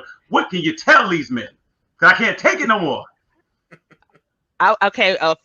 For instance, I would guess you got to listen to her. If Anitra says she's not ready for a relationship, you don't need to pursue Anitra. So you just hang around. You try to hang around. You can. I'm not saying necessarily you get friend zone, but like at the end of the day, you got it. And that's the same thing with women, because we do this so much to ourselves. A guy would be like, I'm not looking for anything serious, right? But he may take you out for your birthday. He might buy you flowers. He might, whatever, check on you when you go home for Christmas, whatever. Or might even take you to hang out with his friends. But sis, until he clearly says with his lips, regardless of how many things he might do, because he can be doing that for 4 other people, he told you he wasn't trying to do anything serious. The actions you're perceiving are to be serious things and serious actions, and saying, oh my gosh, he's trying to get serious with me, when really, no, he's just being a nice guy, or that's just how he dates. He likes you, but he just doesn't want to commit to you. There are a couple people I've liked, and I'm like, well, but still, I don't want to commit to you. Like, no, I got you. We can continue to so at the end of the day, you gotta listen to the person for where they are in life. And if they're not at that space, just like the person who's been divorced for 2 years, been single, doing great, and they're telling you, like, you're like, I'm trying to hook you up, and they're like, well, I'm not really trying to be into anything. That's fair. That's a good point. Chicken Wing, I gotta tell you, she won this round, brother. A lot of people thought Chicken Wing was gonna. What happened? We need the wing back, brother. I don't know, Wayne, man. She had Wayne, the scorecard have you losing. It's looking crazy right now. It's looking crazy. Yeah. Everybody's talking. She had a good minute to talk and say her thing. All right, go ahead, Wayne. Break it down, brother. Here's my rebuttal to a couple of things, Anitra. Go ahead, rebut that. Go ahead. When you said, for example, the number one thing, when you said, I'm not like these other women out here, I'm different, right? When you say that to a man, it sounds like Charlie Brown's teacher, right? We don't hear that. We don't hear that. I agree. Listen, because there's not a woman out here that's going to meet you and tell you, oh, I'm like all these other women. They all say they're not like any other women. Right.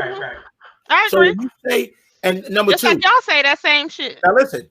Also, number two, listen, a woman with absolutely nothing, that can do nothing for herself, will say to a man, right? Knowing she can't. I can do for myself. So when you say that, I can take myself on my own trips, right? But as soon as I said, Nitra, let's go on a trip, you pay for you, I pay for me, you got a problem with that, right? So that sounds like, when a woman says that to a man, that sounds like Charlie Brown's teacher, right?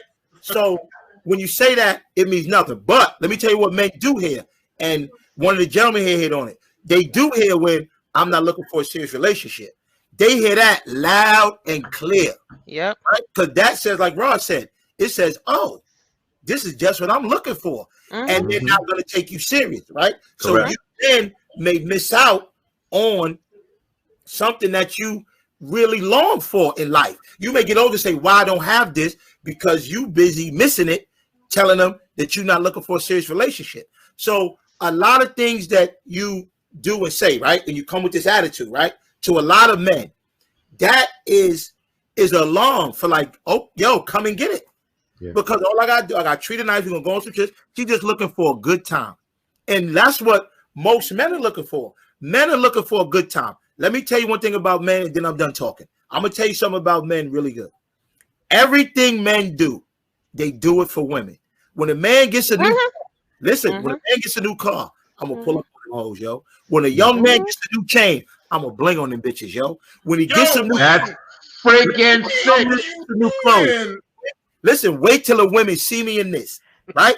That's what he does. He does it for the women. Men are out here looking for women. It's like a game of cat and mouse. So you are the perfect prey. They're like, oh, this is one that I can, the low hanging fruit. And I told you, Z. Can I make a prediction? Can I make a prediction? Listen, you're gonna get your good. You're gonna get your. I think everybody that's viewing knows how this is gonna go. Everybody viewing this knows how this is gonna go. Everybody viewing this knows how this is gonna go. 1 year from now, we're gonna come back and see how this marriage is going. I can tell you right now. No, you can see it. This is it right here. I can see it right there. It is a match made in heaven. And let me say something. Yes, it's gonna be there. Wing, tell whoever you with right now, it's a wrap. Right now, Anitra is the new. That's it. I can see it. I can see it. There you go. Yeah. Nope. But I will say, I think what you're saying is true, and you can say it's low hanging fruit. But you also, one thing is, you've never been me. I've never been you. I respect what men and different things and different approaches to how men handle things. But I also know what's off-putting is if you say we about to take a trip, it's going to be 3,000, 1,500 me, 1,500 you. And I'm going to be like, what? Okay, bet. I got this. Most men, they're not most, because I'm not going to talk in absolutes. But there are some men who will be like, huh, what? So you don't need me to sponsor the whole trip? And some of them, that throws them off because that also brings a certain level of quote unquote perceived power that she has to be like, if you don't make the trip, I'm still going. So if you come up with 1,000 and I got 1,500 versus, oh, if I come up with 1,000 and he got his 1,500, he's going to be like, oh, you want me to spot you to 500? So a lot of men, I know I probably threaten or make certain men nervous where they're like, well, she got it. So I'm really, all I got is to offer myself and my dick. I don't know if that's going to be enough to hold her attention. Oh, well. Guys are thinking like that now. Yo, listen. When I say she got her own money, she got her own money. Listen, my thing is, if you said I don't even know the last time I asked my parents for some money for something. Yo, if you set the standard though, if a man can do it and he's interested, he's gonna meet it. You know what I mean? So maybe that's a good point. Maybe you just need to go and set your trip and say, hey, listen, why don't you come along or whatever? And you already know what he's working with if he make it along with you and come along. Because I'm dealing with somebody right now. That's how we roll. You can't be dealing with nobody because you're not looking for nothing serious. Nope. That's cool. He got a point. He got a point.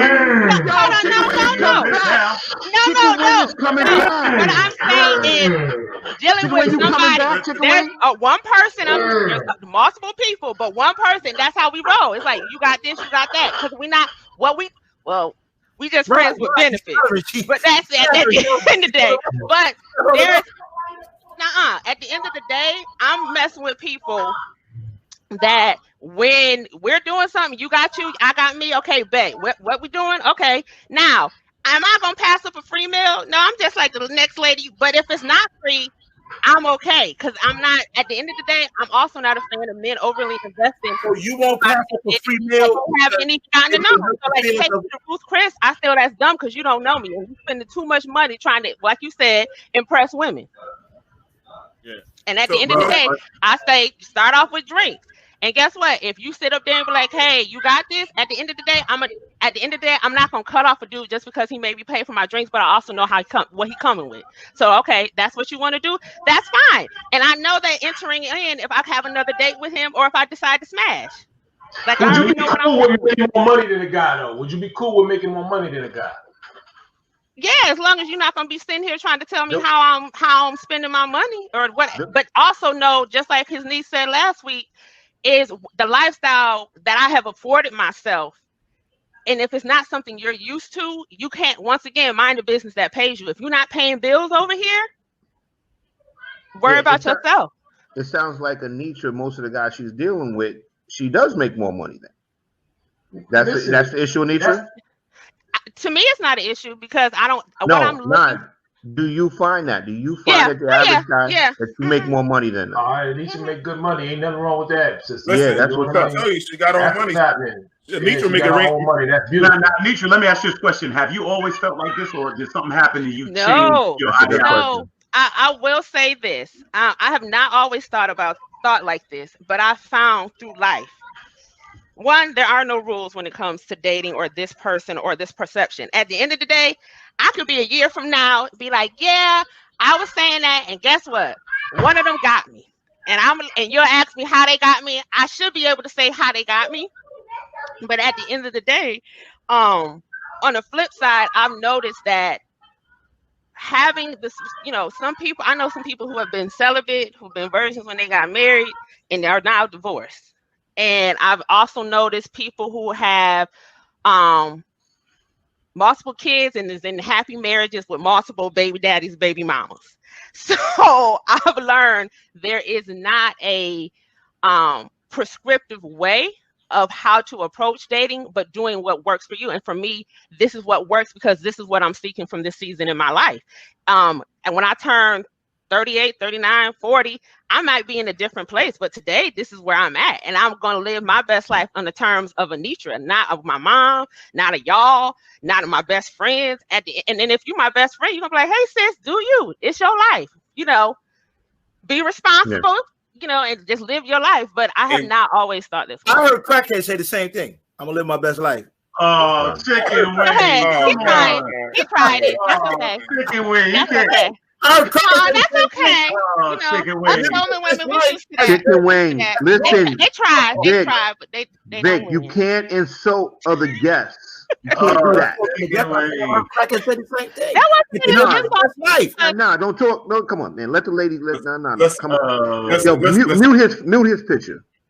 You talk to my man Wing like that. Wait. You trying to throw that little left hook? She ducked it. She didn't duck far. Anitra, I'm gonna be honest with you. I think what happens is this. I think one of the fears for men is when we see women, we assumed a lot of us are raised to believe that women are all looking for a relationship, and I think when we see that and it's not, it throws us. It's almost like when a woman tells you she has a problem, a dude wants to go into how to solve it, and like they say, a woman is sometimes just telling you they have one, they don't need your help with it, and so I think that kind of throws us, and I think it's just our natural desire to just try to figure out, no, there must be a way. There must be, there's got to be something. She was either hurt before or something like that. And I think that's what it is. But I respect the fact that you know who you are, you know where you're at right now. And that honesty is good because, people can never say they don't know where you stand. That's you didn't know about the other dude. So if you was the dude that was calling me after I left the trip with you, your first question should be, hey, what's going on? Where you at? Oh, I'm out. I'm on a trip with my friend. He and I went to such and such place. And guess what he gonna say? Oh, she out with another one of her dudes. I'm gonna have to wait till she gets back, and I'm not about to have this deep ass conversation about having feelings for her. No, he gonna be like, I ain't fucking with her. She like with some other. Yeah, I'm gonna say most guys is gonna say they're gonna pull out. They're gonna. A real guy is probably gonna pull out. A real guy. He should. Thank you, bro. He gonna be like, as he should. Yeah. But he played himself. From Tulane with me, shit, Turkey Keiko to another guy. Yeah. He played himself. But this is the thing. Women, you have to understand. No woman wants to hear that. You gotta understand when these men see the incomparable beauty of Anitra, it's hard for them to manage it. That's it. You gotta understand that. It's hard. What are they supposed to do, Anitra? What are they supposed to do? Be a pastor? Huh? That's the friend that used to be a pastor, Kelvin. Wayne, I'm trying to bring the women viewers and the sponsors back. And you're not working with a brother. Kelvin, that was beautiful. That's what I said. So you gotta work with us, man. You gotta work with us, man. Yeah. Lord. But no, These are the last words. But also, that's the risk that everybody takes when you date, regardless of whatever it is. Just like the risk I'm saying, hey, I'm dating multiple people and I'm letting you know. And if you catch feelings, you got to decide, is it worth it to risk it or to fall back? And the flip side, I've been telling him I'm dating other people, but I really like him the best. Guess what? I got to be willing to, first of all, if I'm feeling you that way, I'm already going to start pushing away the other parts of the team. And like all y'all men, before I do, let me have this conversation to see where he feel about it. And if he is giving me energy and I'm having a very clear conversation about what I want us to do next, and he's not doing, he doesn't feel the same, then that's also a real woman, just like a real man. A real woman is going to say, you know what, I got to step back because he told me, I clearly asked, he clearly told me, and I got to step back. And hey, let's continue to work with the bench. Well, that said, that was good. So you get the last word, Anitra. Listen, I want to thank you both for coming out today. I'm going to lead with thank you, sister. Really appreciate this good conversation. Wing, we probably lost every single sponsor. Anybody thinking about giving us any kind of money? I told you, D. I told you this was going to happen. Thank you for that. So, but we may have to use Cash App now just to get this funding to bring this to you next week. We don't know. We might need $40 from Wing now just to get the show going. But listen, Wing, you know what you got to do for it. You know what you got to do. So, Wing, anything you want to plug? Anything you want to talk about? Oh, no, just follow my page, the Chicken Wing Show, _chicken_show_. Wing, the Chicken Wing Show on Instagram. And I'm not really plugging nothing. I'm just out having a good time, trying to put smiles on the people's face during the pandemic, trying to make them laugh. Anitra ain't mean no harm by the credit. Oh, I didn't take it as such. I was just saying, everybody says they out here. When they out here ruining their lives, they out here saying, "Oh, I'm just living my best life." Listen, Wing, we truly appreciate it for coming on the show today. Anitra, anything you want to plug? And Anitra, you probably saved us on getting some women sponsors back. So thank you. And like I said, he didn't offend me because he don't know me. So listen, I want to come back and talk about prison though. Let me know when I come back to do that. Oh Lord, y'all really won't get any sponsorships. Yeah, we gonna get nothing. I won't hear no stories about Oz and all that. I can tell you about dating in prison. I can tell you about dating. No. Oh my God. Oh Lord. But no, I don't have anything I want to plug. I just want to say I commend y'all for doing what y'all doing. Continue to be authentically yourselves. Hey, the sky's the limit. So thank you. Are you on the gram? Do you want these guys to jump into, not these guys, but other guys jump into your DMs? Do you have any Instagram? No, I have a public page, so it don't matter. So, what is it? Diva Anitra. Okay. Please. Thank you all for coming tonight. Thank you, and thank you. You're welcome. You guys have a good night. Be safe and stay black. Whoa. Man, oh man. Whoa. Yeah, man, I don't know how that's gonna work out, man. I'm telling you. It's over for us. That man. It's over for us. It's over. We had a good run. We had a good run. Yeah. We made it 4 episodes. Man, what's going on, man?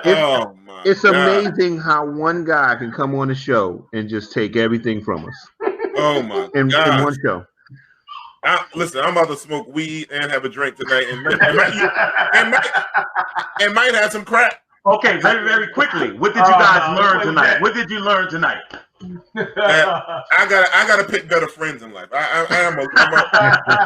My friends really reflect who I am now. So I really got people looking at me. I gotta really think this over now. So, wow. But no, people, man. For real. But really with Anitra, like I really understand. Like she looked like, listen, it's a double standard out here for a long time with these women, these guys, the men's relationships. I know some people say some things women can't do that men can do, but I respect it. And she's comfortable in her own skin, and she's happy. I'm happy. So that's what I got from it. And chicken wing, Lord, I have to put that boy in therapy. God, that boy needs some help, man. I don't know what to do. That's hilarious. That's hilarious. Yeah. I just want to apologize, everybody. Every year I do a little Halloween party. You know what I mean? With my family. And because it's COVID, this is very important. So what happens is, it's a way that we can kind of keep the kids safe and everything. So if you hear a lot of noise going in the background, just understand I got a whole situation going on here. And the other room, Derek is live on location. Derek on location, covering one of the Halloween parties. That's being a good father, brother. Hey, man, you know what I mean? There you go. So the kids enjoying themselves, cousins and friends, and all that, man. That's being a good black man, man. That's being a good black man. That changed that whole narrative, like no good black man. I told somebody like this, the only thing I know is good black men. I was raised by a good black man. My uncle, good black man. The men on my block, I have nothing but examples of good black men. I was raised by good black men too, but I do know plenty that are not. I gotta admit, the ones that got my Red Bull machine, I know them.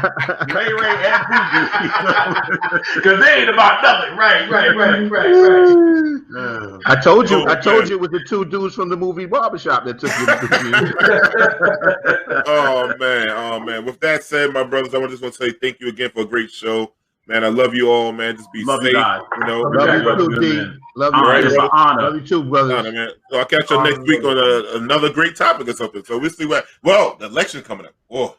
Yeah, we ain't dealt with that yet, man. When we come back, we'll have the election will be over, correct? We'll know. We're either going to be smiling or we're not. Oh, yeah. All right. Listen, I might think. Get out there and vote. Do it. Derek, give me a couple of those drinks, Derek, on Wednesday night. So brother, man, y'all supposed to be sitting with me. You already see what I'm working with tonight, man. You know what I mean? Especially after chicken wing, I had to get ready. I saw him coming. I said, "Yeah, I got to get ready." And to all the viewers, thank you.